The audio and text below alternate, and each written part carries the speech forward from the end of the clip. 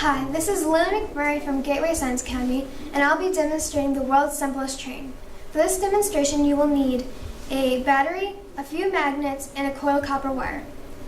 For each magnet on the battery has its own magnetic field, and when you put the magnet in the battery through the coiled copper wire, it moves.